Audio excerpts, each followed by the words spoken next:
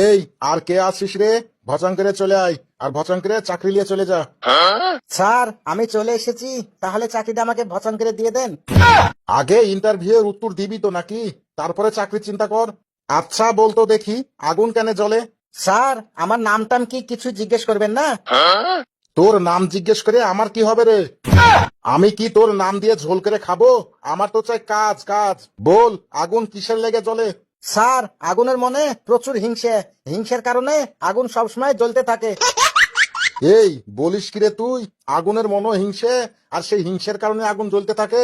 এই, তুই এইসব অদ্ভুত উত্তর পাস কতি রে? স্যার সবকিছুর মধ্যে অদ্ভুত খুঁজবেন না, কিছু কিছু কাজ পৃথিবীতে ম্যাজিকের মাধ্যমেও হয়।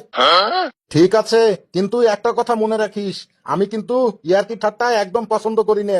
স্যার আমিও কিন্তু আপনার মতোই আর কি ঠাট্টা পছন্দ করি না। আচ্ছা এবার বলতো, এক গামলা পানির মধ্যে একটা পাথর ছুঁড়ে মারলে কি হবে? স্যার এক গামলা পানির মধ্যে একটা পাথর যদি ছুঁড়ে মারি, তাহলে পাথরটা সাথে সাথে ভিজে যাবে। পাথর ছুঁড়ে মারলে পাথর ভিজে যাবে কেন? গামলার পানিগুলা ছিটকে পড়ে যেতে পারে না? স্যার আমার নজরে পাথরটা ভিজবে, আর আপনার নজরে গামলার পানিগুলা পড়ে যাবে। আগে আপনার নজরটা পাল্টান, দেখবেন দেশটাও অটোমেটিক পাল্টে যাবে। তুই তো দেখছি একটা জবর জিনিস রে। আচ্ছা এবার বলতো, মৌমাছি আমাদের কি দেয়? স্যার মৌমাছি আমাদের কামড় দেয়। এই তুই কি বললি রে? মৌমাছি আমাদের কামড় দেয় কেন? মৌমাছি আমাদের মধু দেয় না? স্যার মৌমাছি আপনাদেরকে মধু দেয়, কিন্তু আমাদেরকে কামড় দেয়। তোরা তো মৌচাক দেখলে ঢিল মারিস। তো তোদেরকে মৌমাছি কামড় দিবে নাকি চুমা দিয়ে আদর করবে? লে, এবার বলতো, মানুষ বাড়িতে ফ্রিজ কিনে কিসের লেগে? স্যার মানুষ বাড়িতে ফ্রিজ কিনে টাটকা খাবার ছেড়ে দিয়ে বাসি খাবার লাগে। মানুষ বাড়িতে টাটকা খাবার ছেড়ে দিয়ে বাসি খাওয়ার লেগে ফ্রিজ কিনে। কথাটা কিন্তু তুই মন্দ বলিসনি রে। আচ্ছা এবার বলতো, তোর গায়ে যদি খুব শীত লাগে তাহলে তুই কি করবি? স্যার আমার গায়ে যদি খুব শীত লাগে, তাহলে আমি জ্যাকেট সোয়েটার চাদর এগুলা কিনবো। সোয়েটার, জ্যাকেট, চাদর এগুলা কেনার পরেও যদি তোর শীত লাগে, তখন তুই কি করবি? সোয়েটার জ্যাকেট চাদর এগুলা কেনার পরেও যদি আমাকে শীত লাগে, তখন ওগুলো আমি গায়ে পরে নেবো।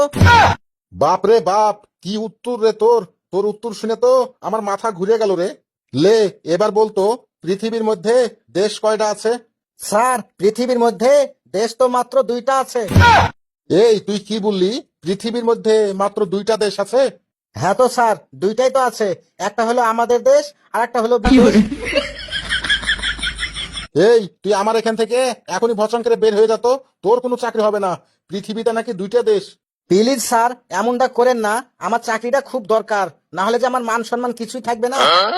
তুই ভুলভাল উত্তর দিবি, আবার চাকরিরও আশা করবি, সেটা তো হতে পারে না। স্যার এবার আপনি ধরেন, দেখবেন আমি সবকিছু ঠিকঠাক উত্তর দিবই দিব। আচ্ছা এবার বলতো, মানুষ অসুস্থ হলে হাসপাতালে যায় কেন? স্যার হাসপাতাল তো রুগীর কাছে আসতে পারে না, তাই রুগী বাধ্য হয়ে হাসপাতালে যায়। রুগীর কাছে হাসপাতাল আসতে পারে না, তাই রুগী বাধ্য হয়ে হাসপাতালে যায়। এই তুই এখান থেকে এখনই তাড়াতাড়ি বের হতো। প্লিজ স্যার এমন করেন না, চাকরিটা যে আমার খুবই দরকার, না হলে যে আমার মান সম্মান একদমই থাকবে না। শুন, মনে রাখিস, এটাই কিন্তু লাস্ট প্রশ্ন। আচ্ছা বলতো, গাছে ডিম ধরলে মানুষ কি করতো? স্যার গাছে ডিম ধরলে মানুষ ডিম পারতোক আর খাইতোক, ডিম পারতোক আর খাইতোক, ডিম পারতোক আর খাইতোক। এই তুই বের হো, এখনই বের হো। ঠিক আছে চলে যাচ্ছি।